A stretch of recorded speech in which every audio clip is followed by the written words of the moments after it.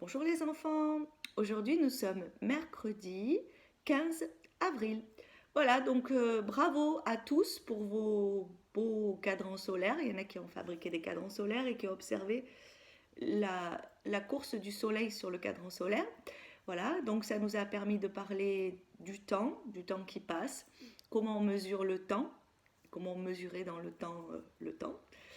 Et ça permet aussi d'aborder le sujet des planètes, de la Terre, notre planète, qui c'est pas le Soleil qui tourne autour de nous, comme on pourrait le croire, mais c'est bien nous qui tournons sur deux axes différents autour du Soleil, ce qui permet de voir les variations du Soleil tout au long de la journée. Et c'est ce qui permet de faire alterner le jour et la nuit, puisque notre planète toute tourne sur elle-même et elle tourne autour du Soleil aussi dans une grande ellipse. Voilà, donc ça c'était des bases de sciences, hein. On a fait un petit peu des sciences hier. Donc bravo à tous, j'espère que vous avez bien observé et que ça vous a intéressé, que vous vous êtes amusés surtout à noter les heures. Voilà, aujourd'hui on va faire deux petits ateliers, petite section, grande section bien sûr. Alors, avant toute chose, je voudrais vous donner aux parents des pistes aussi. Il y a des parents qui m'ont dit que les enfants avaient du mal pour la reconnaissance des sons simples, et que souvent ils n'entendaient pas dans les mots, c'était compliqué. Donc je peux vous dire d'aller vous rapprocher aussi d'une méthode qui s'appelle la méthode Borel-Maisony. Alors Borel, B-O-R-E-L, Maisony comme une maison, M-A-I-S, 2-N-Y, Maisony. Donc sur cette méthode, en fait on associe chaque son à un signe, comme la langue des signes pour les malentendants. Donc ça permet à certains enfants qui sont très visuels, qui ont une bonne mémoire visuelle, mais qui ont un peu plus de mal avec tout ce qui est auditif, d'associer le son à un geste. Et donc ça permet, quand ils doivent écrire des syllabes, si on leur mime le geste, ils vont savoir comment écrire leurs syllabes, quelle lettre est en jeu dans la syllabe, ou quel son est en jeu. Puisque la lettre fait un son, mais pas forcément, puisqu'il y a des sons qui sont faits par plusieurs lettres et plusieurs associations de lettres. Voilà, donc je vous essayez de chercher sur la toile. Il y a vous avez même des dessins avec les signes à faire. Par exemple, le N, ça se fait comme ça part du nez. Donc ça permet à l'enfant de visualiser. Il y a des orthophonistes qui s'en servent aussi. Et ça vous permettra peut-être de vous faire des petites fiches et d'essayer de lui faire reproduire les sons juste en lui mimant le son. Les sons qu'on a déjà appris, vous pouvez essayer de les retrouver et de voir comment les mimer pour que l'enfant arrive à dissocier les sons. Et bien ça augmente parce qu'on fait appel du coup à deux systèmes à deux sens, à la fois l'audition et la vue. Et associer les deux, ça peut être bien pour certains enfants. Voilà, donc ça c'était la petite parenthèse pédagogique. Donc maintenant, je vais vous parler des petites activités. Aujourd'hui, on ne va pas faire encore des sons, parce que je sais que ça vous lasse aussi au bout d'un moment. Donc on va faire des mathématiques, on va travailler sur la comptine numérique. Donc vous savez que pour entrer au CP, il faut savoir compter. Alors compter, c'est pas dénombrer. Compter, c'est 1, 2, 3, 4, 5, au moins jusqu'à 30. Si on arrive plus, c'est bien, c'est parfait, on continue, on n'arrête pas l'enfant à 30. Si c'est 40, 50, 60, 70, 80, 90, 100, jusqu'à 100, c'est parfait. On doit savoir la comptine et on doit savoir aussi écrire les nombres.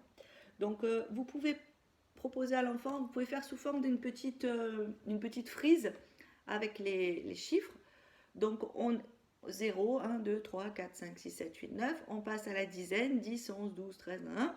On passe à la vingtaine, à la trentaine et à la quarantaine et on continue. Et après, le but étant que l'enfant, quand vous lui dites écris-moi le 24, le chiffre 24, il sache écrire le 24 quand on est dans les vingtaines, il y a un 2 devant et un 4 qui suit. Voilà, donc ça c'est très bien pour les grands. Donc au travail, vous pouvez faire une petite frise aussi que vous allez laisser tout le temps, par exemple dans la chambre de l'enfant, où il pourra se repérer et vous montrer quand vous lui dites 18, il vous montre le 18. Voilà, ça peut être aussi un petit jeu comme ça pour apprendre les nombres. Donc ça, les grands, le but c'est d'aller jusqu'à 30. Si vous allez plus, tant mieux, tant mieux. Faites-le, il n'y a pas de souci. Si vous avez du mal, on va déjà jusqu'à 30. Si on arrive à 30 jusqu'à la fin de l'année, ce sera parfait. Et à les reconnaître aussi, reconnaître ce qui est écrit quand il y a un chiffre écrit. Voilà. Vous pouvez aussi faire des petits jeux où on compte à l'envers. Souvent, on a du mal. Ou compter à partir de quelque chose. Par exemple, compter à l'envers, 10, 9, 8, on décompte 10, 9, 8, 7, 6, 5, 4, 3, 2, 1, pouf, 0. Voilà. On peut faire des petits décomptes ou alors partir par exemple, dire compte à partir de 5. Parce que souvent quand ils partent de 1, c'est plus facile. 5, il va falloir qu'ils réfléchissent. Qu'est-ce qui vient après 5, 6, 7, 8. Compte à partir de 9. 9, 10, 11, 12. Voilà. Ça permet de bien connaître, que ce soit parfait, qu'on ne soit pas perdu à n'importe quel moment de la comptine. Par exemple, vous faites des petits jeux comme ça, tout simple. Allez, compte-moi à partir de 3. Alors dans sa tête, souvent au début, il va faire 1, 2, 3, puis il va 4, 5, 6, il va repartir. Parce qu'il ne va pas arriver à trouver tout de suite ce qui arrive après le 3. Voilà. Et après, ça deviendra un automatisme. Après, on peut aller plus haut. Compte-moi à partir de 15, 16, 17, voilà.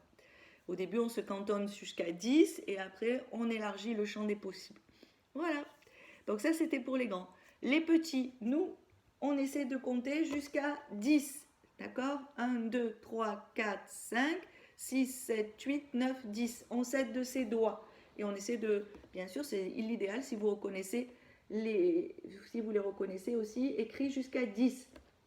Pour les petits, on s'aide des doigts. 1, 2, 3, 4, 5, 6, 7, 8, 9 et 10. D'accord? Donc bien, on associe au doigt. 1, à l'écriture des doigts. 1, 2, 3, 4, 5, 6, 7, 8, 9 et 10. Voilà. D'accord? Donc les petits, quand on a 10, on peut aussi essayer de compter à l'envers. Hein. À l'école, on dit il y a une fusée qui va décoller. Attention, attention. 10, 9, 8, 7, 6, 5, 4, 3, 2, 1, 0. Bouh, la fusée est partie. Voilà, on peut faire des petits jeux où on décompte aussi à l'envers. Voilà, donc ça c'était pour les ateliers du jour, les activités du jour. Le défi, aujourd'hui on va faire de l'orientation. Donc c'est important aussi, il y a pas, on se repère dans le temps, mais on peut aussi se repérer dans l'espace. C'est très important. Donc tout l'espace qui est physique va devenir un espace symbolique quand on va se repérer sur une feuille, sur une affiche, voilà. Donc c'est une symbolisation qui est nécessaire. Donc pour l'instant, on va passer par tout ce qui est corporel. On va se projeter dans l'espace. Donc pour cette orientation, on va utiliser une pièce. Le mieux c'est votre chambre, la chambre des enfants. Donc vous allez dans cette pièce cacher des objets. Le papa et les mamans vont cacher des objets. Pas 10, 2, ça suffit, 2 petits objets bien cachés.